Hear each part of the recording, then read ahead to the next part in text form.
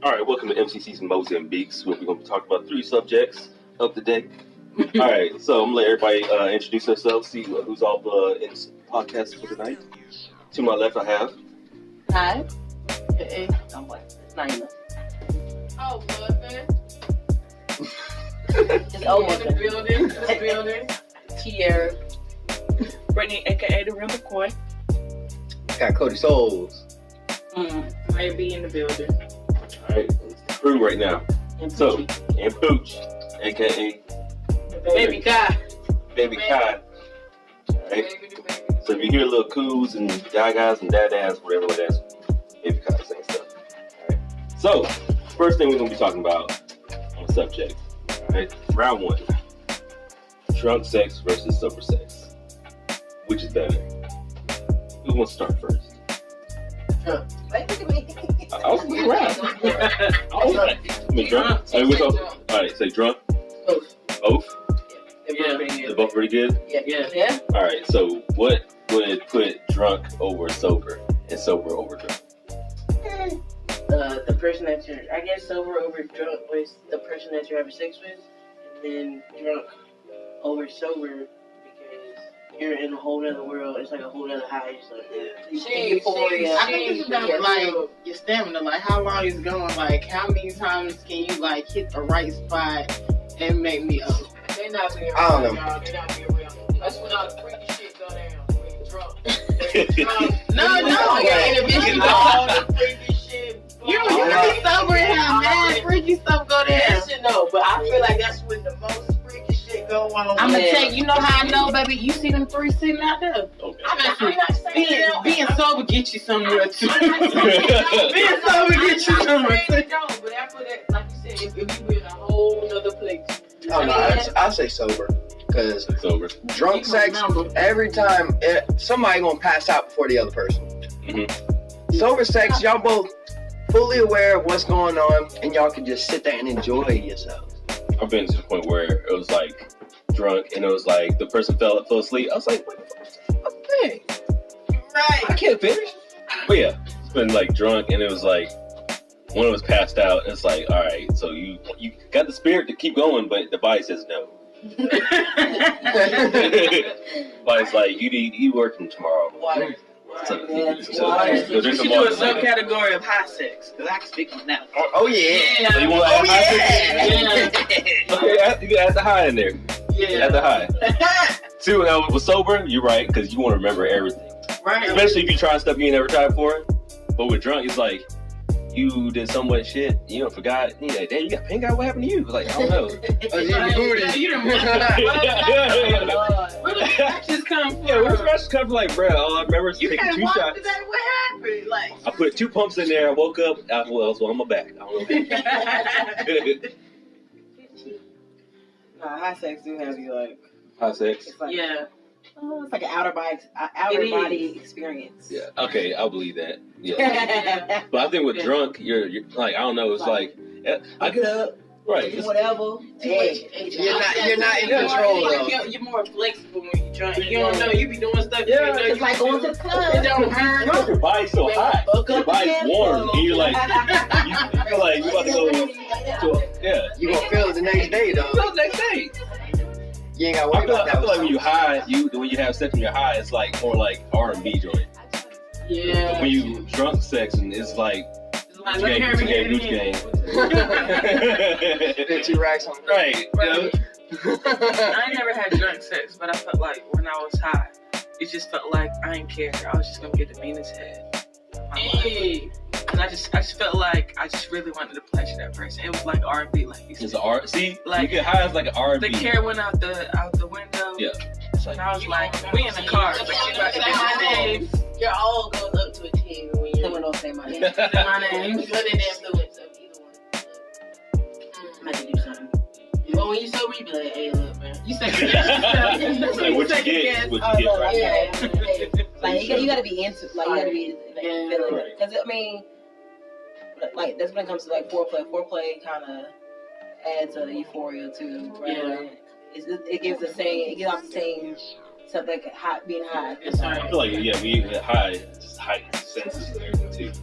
Yeah, I feel like just on the aspect of being a guy, drunk sex compared to high sex or sober sex, I don't feel like I could perform as well. Like, I feel like I'm coming up a little short because, you know, there's something going through the body. It's not there.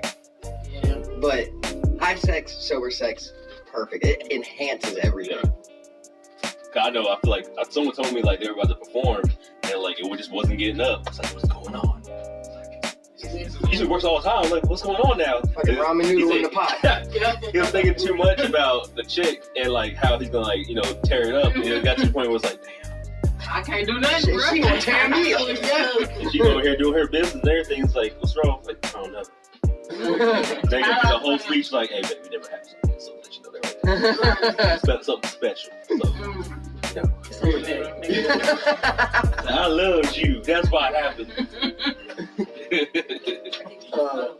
Yeah, it's cool. Like, what? Not just Right. Not Not just just gentleman tonight. Who was spoon? How you feel about yourself? Because I'm like, That's the It's hardest not like question. it's not right like there. when a woman wants to have sex and they can't have it. That's worse. And It's really you want to have sex.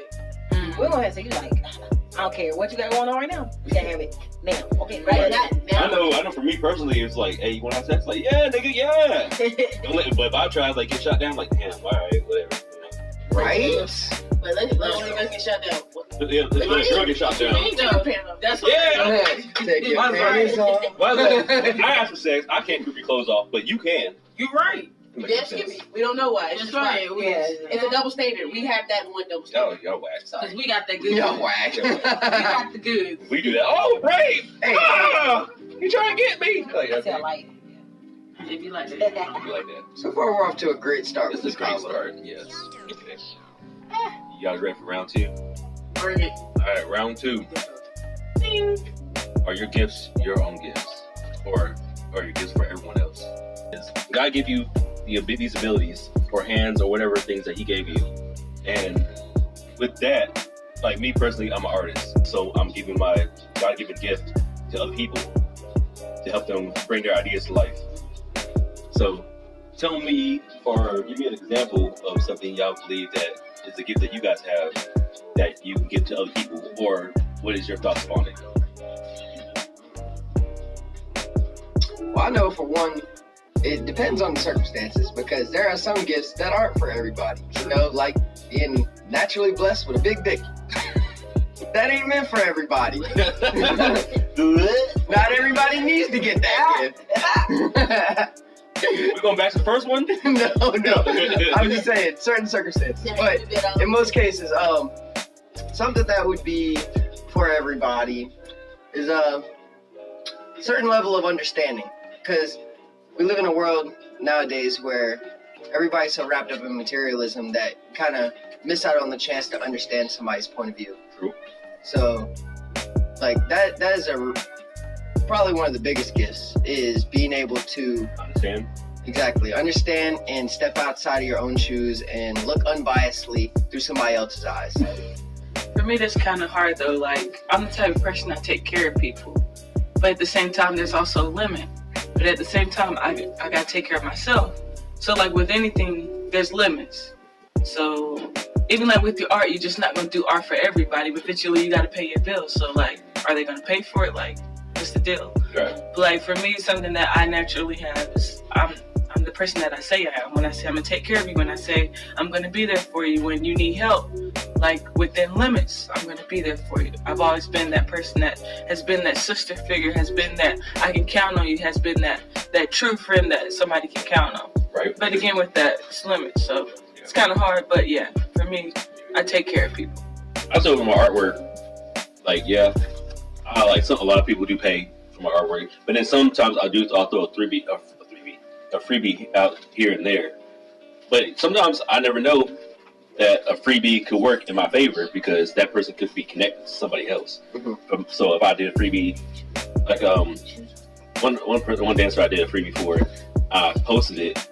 You know, I gave it to him. He's like, "Bro, this is dope. I love it. It's amazing." Like, all right, bet. Thank you. He posted it, and from that one freebie, it gave me like 10 more extra followers or guests to customers.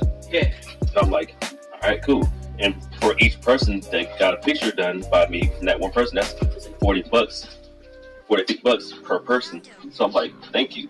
That one freebie gave me, I don't know how to mention right now, but that person gave me a nice little amount. You was able to multiply. Yeah, like multiply through a freebie. And I was like, that was a God-given gift that he gave to me, and I shared it with somebody else. They didn't charge that person, but look what I got out of that. For sure. Yeah. Don't always work that way, but karma, you reap what you sow. In a sense. I know, because I'll be like, no, you can't get a freebie. No, you can't get a freebie. And I was like, all right, I can't keep giving people no's. Maybe I should throw a freebie in there once in a while. I'm like, all right, cool. And if I don't give a freebie to that one person specifically, I'll be like, all right, I'm going to throw in a box, putting the names in there for everybody that asks for a freebie. And at the end of the month, I'll draw a name. Boom. Congratulations.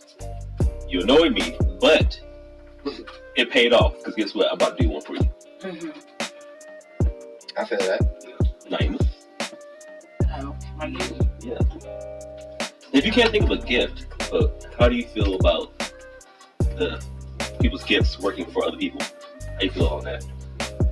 Like when someone does something for you with their talents, how do you feel? I mean, when people actually, I guess, take their time out and to help you with what they're blessed with. Mm-hmm. I think that's a pretty good feeling. Though, I mean, I don't mind sharing whatever I have to go to help somebody else. So I guess that's like my gift. I feel like your gifts connect you to a purpose. It gives you a sense of life. I mean, I feel like my initial purpose, I know how, is to be here for you, baby. Purpose for the baby. I'm always here for them, but I mean, mine is my honesty. I mean, a lot of y'all can call me and be like, hey man, I got XYZ going on. What you think? And because I'm gonna keep it real with you, tell you what it really is. Y'all appreciate me, y'all respect me for it, and initially it helps better what you got going on in your life, which in turn blesses me because I was able to be a blessing to you. And I can respect that, and I'm glad God gave me that ability because not everybody can be honest with other people, let alone themselves. I can do both. So, like, I'm a piggyback off that a little bit. I feel that. I was saying, I also feel, I mean, I feel like everybody has their own, whether they are themselves or whatnot. And I feel like that's kind of what I bring to the plate or whatever you want to call it. Like, I bring my style, my personality, and some people appreciate that, and some people look at that, and I'm just like, okay, never thought of that. Same thing, I mean, somebody mentioned to me about I'm good with kids. I mean, something I never looked at, but now I sit back and I think about it, I'm like, oh my God, we have a little bond that I never thought we could ever have. But, that's... So I want to pose this one though, but if you had the opportunity to choose your gift, what would you choose? Because I mean, I'm just saying, it's so much up in the air. It is, so I mean, I can't put Money from my hands. Like supernatural gifts or the gifts that God gave you? If you had the ability to choose your God-given gift, the one thing you was passionate about, that it didn't matter if they paid you or not, would you keep the gift that you have now, or would you want to change it? Or is it the same? Right. I mean, I'm gonna keep what God gave me. Like you said, it's for a purpose. He gave it to me for a reason. So Yeah, I think I'll keep my gifts. For sure, yeah. it's just like you said, you motivate people. You gonna say you gonna stop motivating people. Yeah, people give up every day. On the flip side, though, well, you're right, but it's good when your gift kind of contributes to somebody else's gift. Yeah. That way it's more symbiotic. And who knows, with symbiosis like that, with gifts contributing to other gifts, you never know, it might bring out another natural God-given gift within you. Yeah. Like, somebody that's a dancer, you mess around with your friends one day, and you're just fooling around to like a random beat, and you're like, yo, bro, drop a freestyle, and end up dropping something that's really hot. Boom, now you got a passion for writing bars. So it's like, stuff like that I find really unique in the world. That does happen a lot in the dance community. Yeah. Definitely a lot more than anything. I also think maybe I haven't really found out what my gift is. Sometimes you don't know exactly.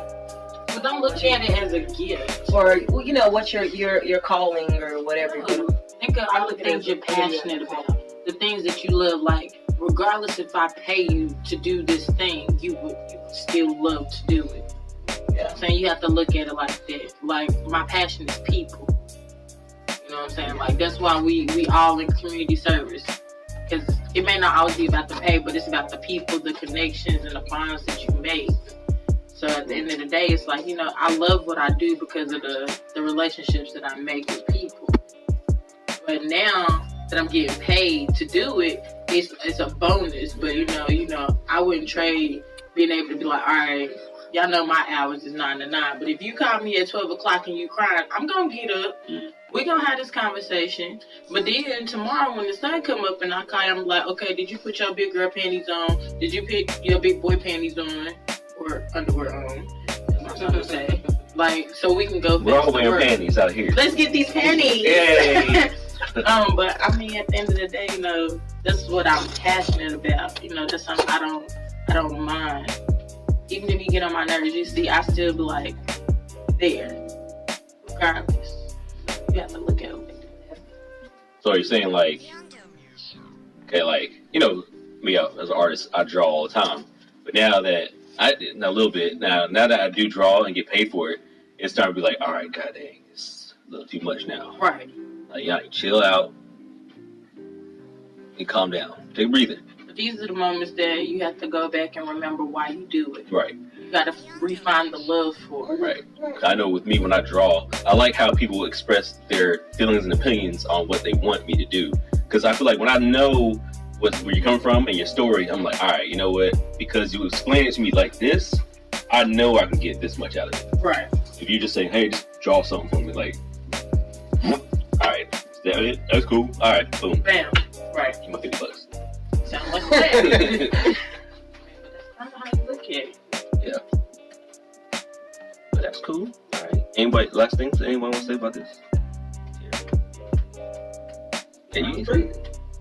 Round 3. I think my gift is Wait. selective hearing.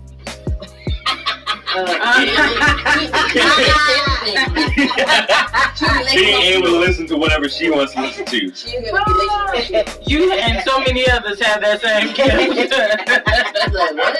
No, you didn't tell me that. Yeah. Just said it. The real question is it a gift? They're like, yeah. They're like, I wasn't here like trying to talk to you about something. You're like, she was just doing, yeah, mm-hmm. What'd you say again? I wish I had selective hearing. Gosh. That is a gift in my eyes. It's a gift, but it's torture to everybody else. But it's like a gift and a curse Yeah. to other people. It would be a gift as far as like if you're around a bunch of assholes and you really don't care for what they're saying, you can just easily tune them out. I'm not one of those people. I'm kind of like forced to listen. It's like somebody, freaking angels are holding my hands away from my ears so I can't cover. I have to listen. She'll listen to you. Like, she'll have a whole conversation. Like, I told her that, like, hey, this person's not going to be at work tomorrow. She's like, all right, cool. Really? That's good, because I don't want her there anyway. I'm trying to do this, blah, blah. Then this morning, she's like, oh, Kayla's there, right? No, she's not there. What are you talking about? I just told you. She's like, oh, I wasn't listening. Believe me, honest about it. Yeah, at least pull a Kyle like. But all right, last one, round 3. I'm gonna let Maya say this one. Y'all ain't ready for this one. All right. Alright. I am the boss. Sorry. Present to you by the boss. All right. Last one. Here, I'm gonna let you have the mic. Here. Alright, so this one is a little controversial. So The last shot's always it. put your seatbelts on, folks. But let's talk about All Lives Matter versus Black Lives Matter, and why now? the best way to put it. Like, I personally feel like our lives have always mattered. We wouldn't be here if our lives didn't matter, if we didn't have a purpose that needed to be brought forth and served on this earth. I feel like being an African American woman and everything that's going on in this community, I feel like we've already been killing ourselves for forever because we've been taught to. And now that people of other races and genres in general, walks of life have decided to come in and start killing people of African American descent, that people want to get upset. And I don't necessarily agree with that, regardless of your status and amount of power and whether or not you can get away with it. So I kind of want to know how everybody else feels. Like, why now does Black Lives Matter versus did your life not matter before? Regardless of your race, age, gender, sexuality. What y'all think? Okay, I'll go first if I need to. Go ahead. I feel like you want to. Go ahead. I know. Go ahead. Okay. So it's not more or less a fact of it being Black Lives Matter versus All Lives Matter. It's more or less of what's relevant, what people want to cling to, what they feel like has significant meaning at the time when something is happening. So, I mean, it's always been the same. Through history, nothing has changed. If you look at it chronologically, the same shit has happened day after day after day after decade after millennia, and it's never been a problem on such a scale as it is now. But because of the accessibility of social media, and with everybody being so intertwined through the world that there's not these big social gaps anymore, people want to feel like they're a part of something bigger that's kind of always been. So it's whether it be, Black people being persecuted or Jews being persecuted in the Holocaust, people want to feel like they're on the right side of history more so than thinking logically, as far as like, this isn't a color, this isn't a whole different entity. We're all human beings. We all cry, we all shit, we all bleed red, but in a sense of where there's more things happening to one side or the other just because of the way the social status quo has went, and how they have tried to divide everything. It feels like it's a bigger problem than it was back then, when really it's the same bullshit. Same thing, just different day. It's on a news live stream. Exactly. Same shit different time. So I personally have always been on the side of all lives matter, and that includes Black lives. Right. So why separate the two when we're all the same? I forgot when the whole Black Lives Matter thing started. I think someone said something on the news, and of course it's a white guy. I forgot what his name was. I just can't remember the whole day, but I just remember it was a white guy saying, "Black Lives Matter, all lives matter," and he like kind of ended it with that. I think when Black people heard that, they're like, "Nah, fuck that, nah, blah blah blah." And I feel like I think all lives matter in the sense of it being a broad spectrum. I think people don't understand that they brought up Black Lives Matter because that's at the time what was being killed, and it's been happening since we came to this country. So it's been, our lives were important when we came here as slaves. We were shown as the bottom of the totem pole. Yeah. All throughout our entire history. So that's what they're saying. And it's taught that. Yeah, it's not saying that all of our lives don't matter, but these people are people of color, or people who are different, or people who are minorities. They have been shown that your life doesn't matter, because there's been multiple videos of police killing black people killing black people, everybody killing everybody, and it shows that if you kill, I'm not gonna say 100% of the time, but majority of the time, if you kill someone who is of color, they're not to be black, it can be anybody that has color to them. 9 times out of 10 will get off. Because it shows that their lives are important. They're not saying that my life matters over everybody else's life. They're saying that this life matters because it's never mattered before. It's never mattered before in this history of this country. I think that's what they were saying. Right. So that's where that whole Black Lives Matter comes from. But a lot of people are like, well, shouldn't all lives matter? Yes, they should. That's the point of saying Black Lives, because we all should matter. But this one. So it's like just saying like we're just trying. Black Lives Matter too. Yes, it should be a two back there. It should be Black Lives Matter. Yeah, it should be like Black Lives Matter. That's more or less just because of how everybody's been educated, like you said. Yeah. It's like, prime example, I listen to a lot of Tupac, and there's a perfect song, says, it's called Words of Wisdom. And the way he quotes the line is,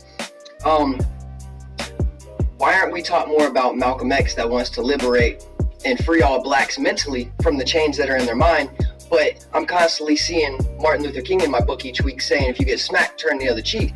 Because I feel like with that, Malcolm was violence.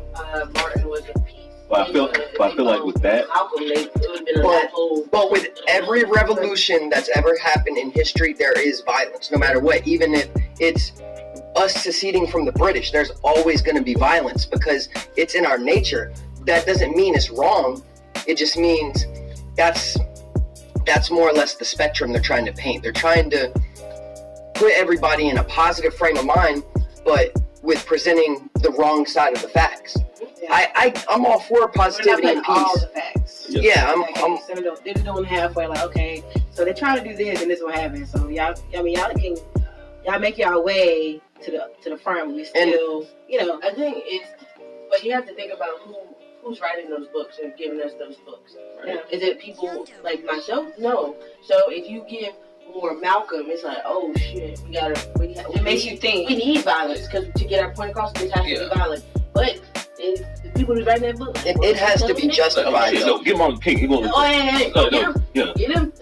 We want to be strong, but damn, not fight back. You know what I'm saying? Yeah, we wanted to be. That's the part I don't like. Is that like with the whole side with Martin Luther King, it's like throw a fist, turn the cheek. But it's like you're keeping our bodies strong, but our minds weak, so we can't mentally fight back. Yeah. So we stay in like a dead end job for years, and we're like, we know where it is. Like, nah, fool, get up and move. And exactly, the whole be all end all of the topic is it doesn't matter if Malcolm was hate or aggression versus Martin Luther King's peace and prosperity, because what happened to both of them? They still end up getting killed. Yeah. So at the end of the day, what does it matter if it's peace or anarchy? Mm-hmm. It's more or less just the mindset behind it. You have to be able to separate the two to be able to differentiate what's right and what's wrong. And that's more or less kind of how we've been taught ever since we're all little. Of like I obviously know, being the only white guy in the room, my best friend since I was 4, going on 20 years now being best friends, he was black. Never once in a million years thought, oh, you must be less than me because of your skin color. It's poisonous thinking, and it's taught in the history books. Yeah. It's not a natural way of thinking when you're born. It is taught. Yeah. Racism is taught and bred in the schools more so than in the home. I can say it because I remember being in school. I never looked like a white, and everybody, my mother's albino, so they were like, "Oh, your mother's white." Wow. So I remember like saying, "Oh, my mom, I like my mom because she's white." This because that's what other kids are teaching me that, like, or adults are teaching young kids that. And we don't know the right way. We're just going by what we're learning in school, what we're taught. But I mean, I grew up deeper south than Greensboro. So where I'm from, racism is really, really big there. Like my grandfather worked at a country club, a golf course, and I would be running around, and a white guy said, "Whose little nigga kid is running around in the hall?" And I'm like, I look at my grandfather, and I'm like, "What did I do?" He's like, "You didn't do anything wrong."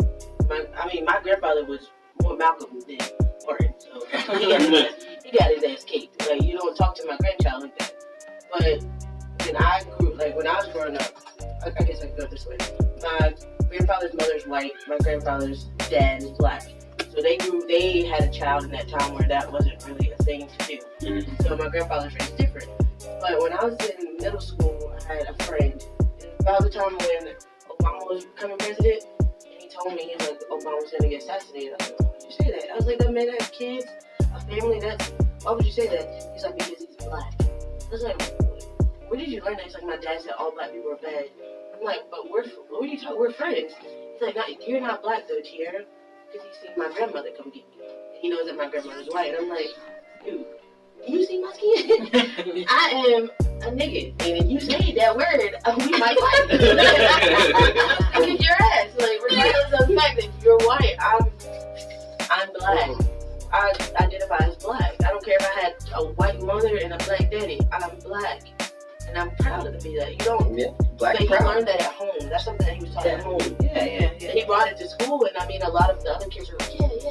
That's right. And I'm like, it's not right. That means they're family. I'm also all for that because I said I might be white, but I was from the point of, you know, being 5 years old to 7 years old. I got taken from my parents and put into foster care, which were predominantly black homes. And I was around that a lot of the times where it fucked me up mentally, you know, and excuse me if anybody gets offended, but it was always nigga this, nigga that.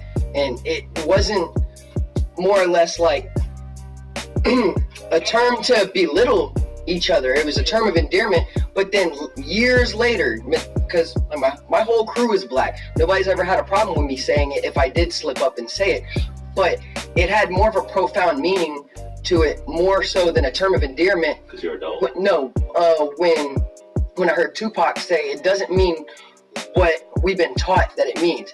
To him, it means never ignorant, getting goals accomplished, which resonates with me more because it doesn't indicate a color, it doesn't indicate a creed, it doesn't indicate whether you got more melanin or less melanin. It means you're overcoming the struggle of the oppression that's been put on us by something we can't control, by the higher power. Wow. Makes more sense to me that way. But the way, like I said, we're taught, they don't put that in a textbook. You can't go to your local library and find the shit so easily because it's buried so far down, and they want it to stay buried. They want social segregation still. They want those mental chains to stay on not just all black people, but everybody in the whole world. They want people to have these social stereotypes like Asians are smart, Mexicans are criminals, white people are white trash, shit like that. And it's devastating to me personally because I love all people, no matter your religion, your race, your gender, what your beliefs are in general. I feel like we're all born equal. We're all born without a say-so, for one, and we're all kind of just thrown into this vast void of chaos to where we have to figure everything out along the way. But with unity, everything seems so much more clear outside of race. And that's another big topic I don't even want to jump on, this race, because the whole word itself indicates that it's a competition. It's a race. We're gonna talk about that on another time. Exactly. Next episode. Yeah, but that to another page. all that is substantially more profound to me. The way I've learned from different sources. You know, Tupac is a big influence in my life. Just with his lyrics, it teaches you the wrong that my people have done to your people and how I can better myself to not ever let myself fall victim to doing that to somebody else and letting my family do that to somebody else. Anybody last words? So all lives matter, but Black lives matter too. Exactly. Yeah. Don't get that too. Don't forget to T-O-O. T-O-O, not T-O. right. T-O. T-O. As in also. Also, Those things. anybody else? Illiterates. Sorry, let's get it. Hey, yeah, like where, and where. Right. Where? There's a difference, y'all. Alright, so one extra clip. I'm gonna put in this picture right here. So, kind of going back to what we said, which is smarter? Oh no, not much smarter. That's what my thing is. People versus individuals. I feel like a group of people are stupid, and is better. Individuals are. It's like when something happens in a group, people scatter, fight, run. But some groups can compromise. Some groups, yeah. Exactly. People as a whole. Okay, if someone hears a gunshot go off in the crowd, scatter. People get trampled, ran on, and then there's fights and stuff in the streets. If I'm by myself and I hear a gunshot go off, I'm trampling Still. on whoever's there. But still, okay. Well, For example, I'm okay, but if something happens, a lot, and it's in a group, people start thinking all crazy and rash, like well, it's like that. It's like, yeah, you build a fire, you get some nails, hammer. You drive down a car, all right, put gas in it, let's go. It's not like that. As a collective, it could go either way. It's gotta be that person's how they react under pressure. Yeah, some fight or people flight. fight or flight. Like some people, like me, if I'm under pressure, I'm like, all right, guys, think about it. This, and this. All right, go. So my brother, cause it's going. He dead. Yeah, he be like, I'm like, nigga, you the biggest. You put your shoulder down, we out. All right. You clear the path for everybody. Then going back to what we were talking about with the whole lives matter too and everything like that. Let's say back to what we were saying, like on TV, a group of people were all there in the audience and everything. He says, Black Lives Matter, but all lives matter too. Boom. You sit in a group, and people are like, what are you talking about? You don't know about your day. And that gets spread across the whole damn platform, and it's like, man, that guy, man, him, right there, yeah. A lot of people are still ignorant. They don't do their research. They don't. It's like that. Like some people live that, like they live in a box. Like, okay, like take a country person out to the world. Like, oh, what's this? Right. That's a horrible. Woo! Sorry. She's very. Some people that never leave the country. There's people that never leave the country. I'm not saying you like, were saying. You talking about like the I thought you meant like country. That country ass. Some people that never. Okay. Story about a man named Ted. They know only what they know from there. So when they come out here, they're like, oh, because they weren't educated back there, because they only go by what they know. You know what I'm saying? It's being ignorant to what's going on. And so many people take offense to that word in general, though. It's like you even bring up the word ignorant. Immediately red flags are going off. Yeah. Mainly in my history, black people's heads are like, oh, you shouldn't even be using that word. That's worse than the N word. I'm like, bro, do you even know what ignorant means? It literally just means you don't know. And what is wrong about not knowing? That's how you grow. You either learn or you fucking fall back. You don't need to learn everything. Or but if you're stubborn and don't want to learn. Exactly. That's what people say. You being real ignorant right now. Yeah. You have to learn to adapt. Yeah, dude. I had to tell somebody. You're ignorant. Yeah, you remember. You want to tell your story? Nah. Why you so ignorant? Why you so ignorant? Just listen. She was trying to tell someone one thing, and she was like, oh, you don't know that. You don't know what you're talking about. You don't know this. I'm like, I'm telling you, this is what it is. And she was like, nah, that's not right. That's not. Can't be right. Like, stop. I'm not gonna argue with you. I'm not going to argue with you. I'm having a conversation. I'm telling you what's going on. Like, no, you trying to tell me about myself. Like, all right, you being ignorant. Like they try to walk away from you. That's the funny part, though, is because people feel like they know themselves so well. But outside of an unbiased view, I've had my friends tell me more about myself than I've ever found out about myself on my own, and it shows through. So, with people truly being ignorant, they can be blind to shit they're doing and completely not even notice it. It's ridiculous. That is true ignorance. That's when it comes to R. Kelly. Is he right or wrong? Did he know what he do or no? Man, he know what he do. He's a grown ass man. Say, I would never in my life. I love all women. That's underage. Under 18. Oh god. All right. Oh man. That was anybody else want to say anything but about? He was taught at a young age. About have sex with younger women and keep it that way? By being with somebody older, and he was a Who he learned that from? King James? No, he was molested. Yeah, his sister. And JoJo. Yeah. He was molested, so it was like he was taught. Well, I mean, it's kind of like the same can of worms with Michael Jackson. You would think, oh, Michael Jackson got kind of painted as a bad guy because he's supposedly fucking with little boys, excuse my language, but if you look at the story of it in general, he got his childhood taken away from a dad that wanted to shove him into show business. Yeah, and they couldn't even call him dad, by the way. Yeah. Mr. Jackson. Call him Joe Jackson. But this is all learned behavior. Yeah. You see the pattern? This is all learned behavior.